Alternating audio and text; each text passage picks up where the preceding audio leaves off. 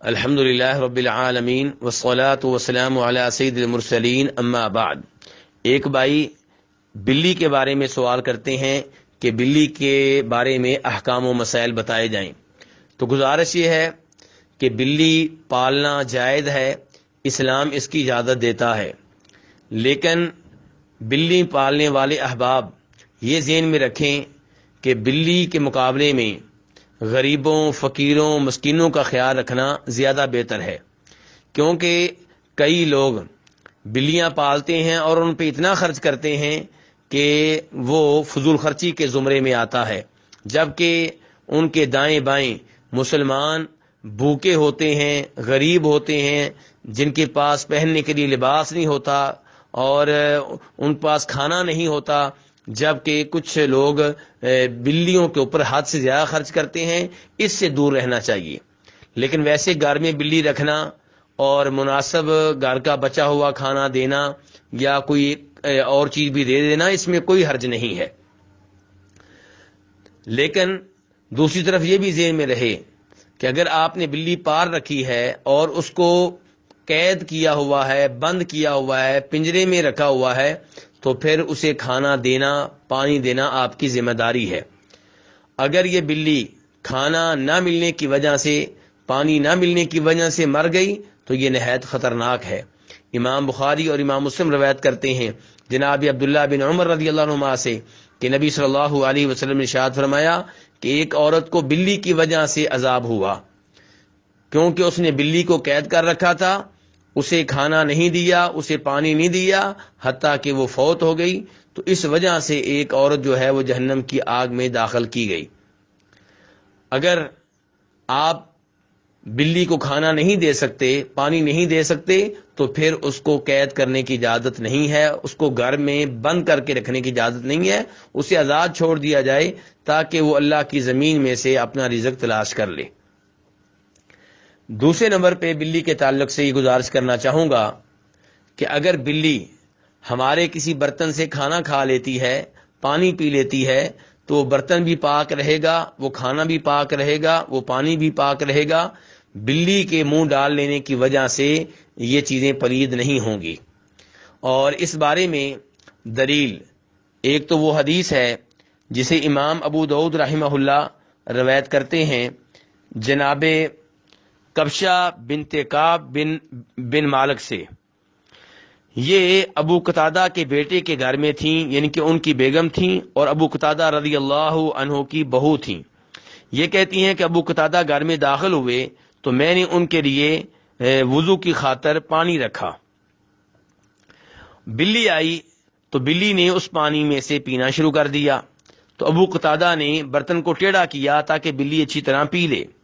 کبشہ کہتی ہیں کہ میں ابو قتادہ کی جانب حیرانگی سے دیکھنے لگی تو وہ مجھ سے کہنے لگے کہ تم میرے اس عمل پہ تعجب کر رہی ہو؟ میں نے کہا جی ہاں۔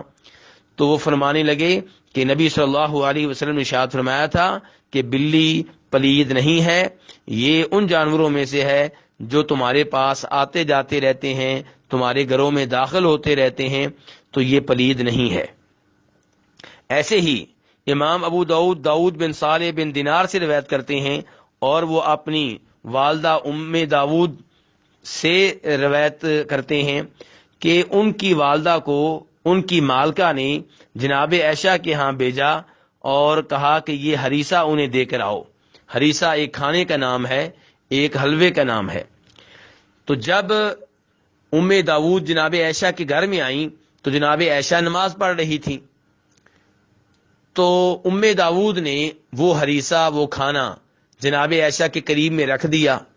بلی آئی اور اس میں سے کھانے لگی۔ جب جناب عائشہ نے نماز مکمل کر لی تو انہوں نے اس حلوے میں اسی جگہ سے کھانا شروع کر دیا جہاں سے بلی کھا رہی تھی، اور پھر کہا کہ نبی صلی اللہ علیہ وسلم نے ارشاد فرمایا تھا کہ بلی پلید نہیں ہے، یہ ان جانوروں میں سے ہے جو تمہارے گھروں میں آتے جاتے رہتے ہیں، گھومتے پھرتے رہتے ہیں۔